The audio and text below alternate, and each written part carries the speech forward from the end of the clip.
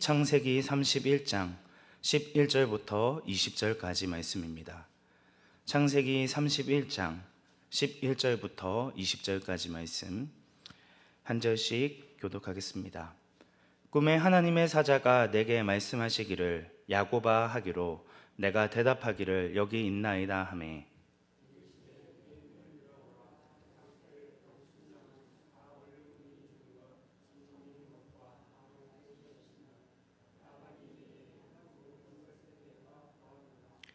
나는 베델의 하나님이라 내가 거기서 기둥에 기름을 붓고 거기서 내게 서원하였으니 지금 일어나 이곳을 떠나서 내 출생지로 돌아가라 하셨느니라.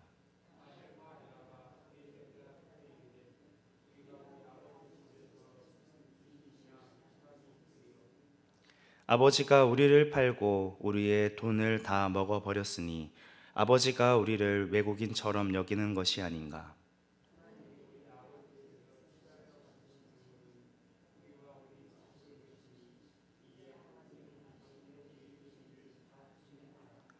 야곱이 일어나 자식들과 아내들을 낙타들에게 태우고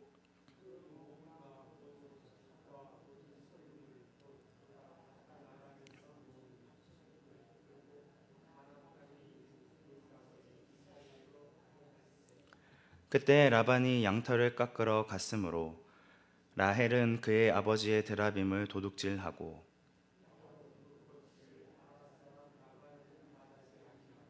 가만히 떠났더라. 아멘.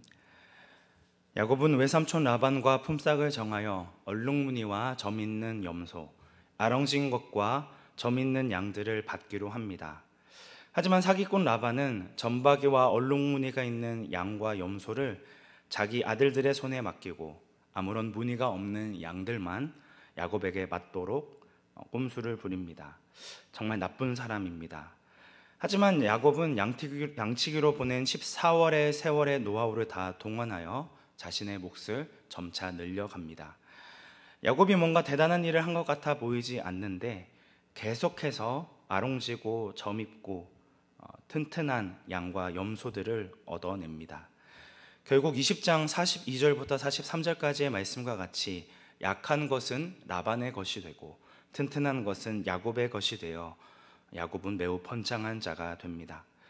결과가 참 재밌습니다. 창세기 27장에서 야곱은 속이는 자였습니다. 그리고 지난 본문에서는 라반이 속이는 야곱을 또 속입니다. 그리고 오늘 본문에 와서는 또다시 야곱이 속이는 라반을 다시 속이는 일이 일어납니다. 서로를 속고 속이는 일들이 반복되어진다는 것이죠. 인간의 타락한 본성을 보여주는 모습인 것 같습니다. 이 모든 결과는 야곱이 지혜롭고 똑똑해서 혹은 이런 짐승들의 유전 법칙을 알고 있었기 때문일까요? 아닙니다. 애초에 야곱이 라반과 이런 불합리한 계약을 맺게 된 이유는 하나님께서 꾸게 하신 꿈에 있습니다. 31장 10절 말씀입니다. 그 양떼가 새끼 뵐 때에 내가 꿈에 눈을 들어보니 양떼를 탄 순양은 다 얼룩무늬 있는 것과 점 있는 것과 아롱진 것이었더라. 하나님께서 야곱의 꿈을 통하여 이러한 선택을 하도록 인도하셨음을 보여주고 있습니다. 하지만 이러한 야곱의 꿈이 실제로 이루어지는 것은 하나님의 인도하심과 주권적인 축복이 아니면 불가능한 일이었습니다. 라반이 자신의 온갖 꾀를 동원하여 야곱에게 불의한 일을 행하였고 수없이 야곱을 속이고 그를 불합리하게 대우했지만 그보다 더 크고 높으신 전능하신 하나님이 이 모든 것이 야곱에게 복이 되도록 선이 되도록 이끄셨다는 것입니다. 그 결과 야곱은 많은 소유를 가지게 되었고 이를 바라보는 라반의 아들들은 야곱이 아버지의 소유를 빼앗아 부유하게 됐다고 생각하고 그를 비난합니다. 야곱을 바라보는 라반의 안색 역시 전과 같지 않게 됩니다. 이제 야곱은 라반뿐만이 아니라 그의 가족과도 적대적인 관계가 되었습니다. 만일 야곱과 라반의 관계가 이전과 같이 나쁘지 않았더라면 야곱은 아마 그 상태로 거기 그대로 머물러 있었을 것입니다. 영적인 분별력 없이 그저 점점 더 많아지는 자신의 재산으로 만족하며 살아갔을 것입니다. 하지만 하나님께서는 더 이상 야곱의 수동적인 모습을 가만히 내버려 두지 않으시고 직접 그를 찾아가십니다. 3절 말씀입니다. 여호와께서 야곱에게 이르시되 내 조상의 땅 내 족속에게로 돌아가라. 내가 너와 함께 있으리라 하신지라. 하나님께서는 현실의 삶에 급급하여 20년의 귀한 시간을 허비한 야곱에게 직접 찾아오셔서 말씀으로 깨닫게 하십니다. 그 어떤 것으로도 결코 변화되어질 것 같아 보이지 않았던 야곱의 영혼이 하나님의 말씀 앞에서 깨어나게 되는 것입니다. 하나님의 말씀을 들은 야곱은 그제서야 내가 이 땅을 떠나 고향으로 돌아가라는 말씀을 따라 떠나기로 결심하게 됩니다. 그래서 야곱은 라헬과 레아를 자기 양떼가 있는 들로 불러 아내들을 설득합니다. 이때 야곱이 내세운 요점은 두 가지입니다. 먼저 그들의 아버지인 라반이 보여준 거짓과 속임수에 대해 언급합니다. 5절에서 그대들의 아버지의 안색이 이전과는 다르다는 것을 언급하며 7절에서 그대들의 아버지가 나를 속여 품삯을 10번이나 변경하였느니라고 이야기합니다. 41절 말씀에서도 동일한 이야기를 하죠. 라반은 야곱에게 품삯을 주는 일보다 조카를 이용하여 자기 재산을 불리는데 관심이 있었다는 것을 강조합니다. 이어서 야곱은 이러한 과정 속에서도 내 아버지의 하나님께서 나와 함께 하시고 그대들의 아버지를 막으사 나를 해치지 못하게 하시고 많은 가축들을 주셨음을 이야기합니다. 그대들의 아버지와 내 아버지의 하나님을 거듭 대조하며 자신이 지금 얻게 된 범창함은 모두 하나님께서 행하신 일임을 강조합니다. 하나님께서 지금껏 나를 인도하셨다는 신앙 고백을 한 것이죠. 오늘 보면 11절부터 12절 말씀에서 하나님께서는 베델에서와 같이 꿈을 통해 야곱에게 계시하셨는데 그가 왜 라반에게 얼룩무늬 있는 것과 점 있는 것을 자신의 몫으로 달라고 했는지에 대해서 다시 한번 설명하고 있습니다. 하나님께서 꿈을 통하여 앞으로 태어날 양들이 아롱진 것, 점박이, 얼룩무늬가 있는 것임을 미리 예고해 주셨고 그렇게 하신 이유가 라반이 야곱에게 한 모든 행동을 보셨기 때문이라고 밝힙니다. 즉 하나님께서 라반의 부당한 착취를 보고 계셨고 그래서 색깔 있는 가축들을 통해 야곱에게 갚아주시겠다 말씀하신 것입니다. 야곱이 번창할 수 있었던 것은 야곱이 뭔가를 열심히 했기 때문이 아니라 전적인 하나님의 은혜이고 인도하심이라는 것을 오늘 본문을 통해 드러냅니다. 이어지는 13절 말씀 함께 합독하겠습니다. 나는 베델의 하나님이라 내가 거기서 기둥에 기름을 붓고 거기서 내게 서원하였으니 지금 일어나 이곳을 떠나서 내 출생지로 돌아가라 하셨느니라.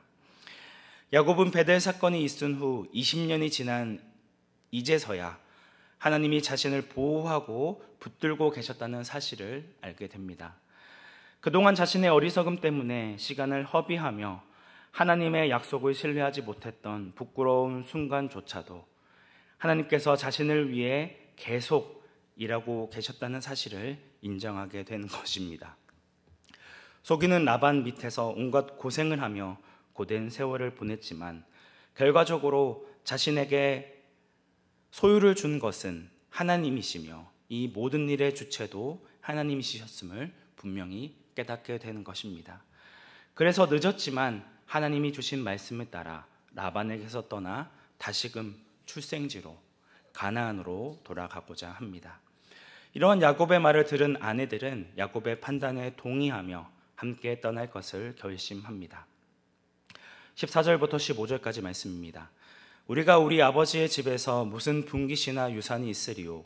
아버지가 우리를 팔고 우리의 돈을 다 먹어버렸으니 아버지가 우리를 외국인처럼 여기는 것이 아닌가.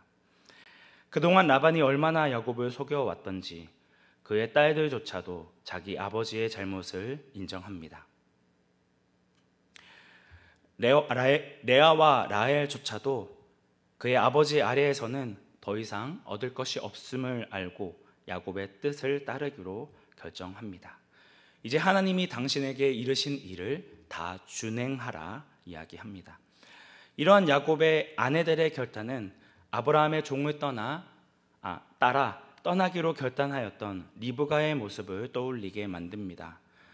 창세기는 이삭의 아내인 리브가와 야곱의 아내인 레아와 라헬이 모두 하란을 떠나 가나안을 향해 떠났다는 사실을 중요하게 언급하고 있습니다. 하나님께 부름받은 백성들은 자신에게 익숙하고 편안한 고향을 뒤로하고 약속의 땅으로 향해야 한다는 것을 강조하고 있는 것이죠. 생명과도 같이 여겼던 모든 것을 내려놓고서라도 하나님이 약속하신 말씀을 따라 순종해야 함을 보여주고 있습니다. 이어지는 17절부터 18절까지의 말씀에서 야곱은 드디어 모든 가족과 소유를 모아 밧단 아람을 빠져나와 가나안 땅으로 향하게 됩니다. 18절 말씀에서는 그가 모은이라는 표현이 2번이나 반복됩니다. 이는 원래부터 가지고 있던 재산이 아닌 밧단 아람에서 모은 재산이 많아졌다는 것을 강조합니다. 20년 전 형 에서를 피해 아무것도 없이 맨몸으로 왔던 야곱의 모습을 생각해 보면 참으로 놀라운 일이 아닐 수 없습니다. 이 모든 것은 하나님이 야곱을 축복하신 결과입니다. 물론 야곱은 4명의 아내와 12명의 자녀와 재산을 얻기 위해 20년 동안 말할 수 없는 수고를 하였습니다. 그러나 그가 아무리 많은 수고를 했어도 하나님께서 복주지 않으셨다면 그 모든 일이 아무 소용이 없었을 것입니다. 우리가 아무리 수고하여도 하나님께서 복을 주시지 않으면 결실을 맺지 못한다는 것이죠. 19절 말씀에서는 다시 한번 야곱이 믿는 하나님과 라반이 믿고 있는 드라빔을 대조하여 보여줍니다. 드라빔은 가정의 수호신 역할을 하는 작은 우상이라 할 수 있습니다. 하나님께서는 야곱을 라반으로부터 보호하시고 복을 허락해 주십니다. 반면 라반이 믿고 있었던 수호신은 라반을 지켜주기는커녕 자기의 몸도 보호하지 못하고 라헬에게 납치당하여 꼼짝도 못하고 깔려있는 우스꽝스러운 모습을 보여줍니다. 자기 몸도 지키지 못하는 무능한 우상을 믿고 의지하는 것은 너무나도 어리석은 일임을 거듭 강조하여 보여줍니다. 사랑하는 성도 여러분, 오늘 우리는 무엇을 의지하고 붙들며 살아가고 계십니까? 야곱의 연약함과 믿음 없음에도 그를 포기치 않으시고 붙드시고 선하게 인도하시는 하나님의 성품을 의지하고 믿고 계십니까? 아니면 스스로 만들어낸 우상을 포기하지 않고 끝까지 붙들며 이를 의지하고 있으십니까? 하나님은 20년 전 야곱의 서원을 기억하셨습니다. 그동안 야곱이 서원했던 것을 잊고 자신의 감정과 육체의 욕심을 따라 제멋대로 살기 바빴던 순간에도 하나님께서는 그의 서원을 기억하셨으며 신실하게 당신의 약속을 지키셨습니다. 마찬가지로 하나님께서는 우리가 하나님께 올려드린 서원의 내용도 기억하고 계십니다. 혹 우리가 세상에 젖어들어 우리가 드린 서원을 망각한 채 제멋대로 사는데 열심을 낸다 하더라도 하나님은 우리가 서원한 바를 기억하시며 말씀을 통해 이를 지키기를 권면하십니다. 단순히 우리가 서원했던 내용에 대한 의무를 지키기 원하시는 것이 아니라 서원했을 때의 그 기쁨과 간절함, 뜨거운 마음을 가지고 하나님 앞에 나올 것을 권면하십니다. 하나님 앞에 믿음으로 반응하기를 원하십니다. 하나님이 우리에게 원하시는 것은 서원할 당시 우리의 마음에 가득 찼던 하나님에 대한 사랑과 감사를 다시금 회복하는 것입니다. 하나님 앞에서 경험했던 놀라운 은혜를 돌아보며 다시금 은혜를 사모하는 마음으로 주님 앞에 나아가기 원합니다. 하나님은 우리 마음 가운데 가득했던 감사와 기쁨을, 간절히 소원했던 기도의 제목들과 믿음의 고백들을 모두 기억하고 계십니다. 그때 받았던 그 첫사랑의 자리로 다시금 되돌아오기를 기다리고 계십니다. 너무나도 늦었지만 다시금 베델의 하나님을 바라보며 하나님께 드렸던 소원의 기도대로 돌아오기를 결단했던 야곱의 모습과 같이 돌이키기를 원하십니다. 사랑하는 성도 여러분, 다시금 그때 주님께서 주셨던 은혜와 사랑을 다시 회복하기 원한다고, 그때보다 더욱 하나님의 사랑을 깊이 경험하기 원한다고 함께 기도하기 원합니다.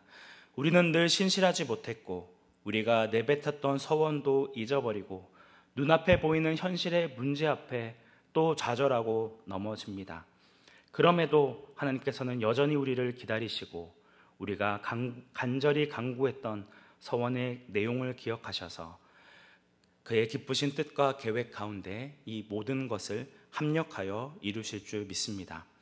하나님께서는 지금 이 순간도 우리의 모든 삶을 주관하고 계시며 그분의 선하신 뜻대로 인도하심을 믿음으로 우리의 마음을 오직 주님께만 집중하는 온사랑교회 성도님들이 되시기를 주님의 이름으로 축복합니다. 함께 기도하겠습니다. 은혜가 충만하신 하나님 아버지, 하나님을 잊어버리고 현실의 삶에 얽매여 자기 자신만을 생각하고 서운한 것을 잊어버렸던 야곱에게 다시금 찾아와 주셔서 말씀하여 주시고 다시금 돌이킬 수 있는 귀한 은혜를 허락하여 주심에 감사드립니다. 오늘 야곱과 같이 우리도 다시금 우리가 처음 하나님 앞에 받았던 그 사랑을 기억하고 하나님 앞에 간절히 드렸던 그 서원의 내용을 기억하여 다시금 주님 앞으로 돌이키기 원합니다. 세상을 향하던 우리의 마음, 세상의 것들로 가득했던 우리의 마음을 돌이켜 다시금 주님의 은혜를 바라보며 주님께서 우리에게 허락하여 주신 그 사랑과 은혜를 붙들며 감사와 기쁨을 회복하는 저희들 되어지기 원합니다. 주님, 우리의 연약함과 부족함에도 끝까지 당신의 뜻을 이루시고 인도하시는 그 하나님을 신뢰하며 한 걸음 한 걸음 믿음의 발걸음을 걸어 나가는 저희들 되어질 수 있도록 은혜 더하여 주시고 함께하여 주옵소서. 우리의 유일한 구원자 되시는 예수님의 이름으로 기도드립니다. 아멘.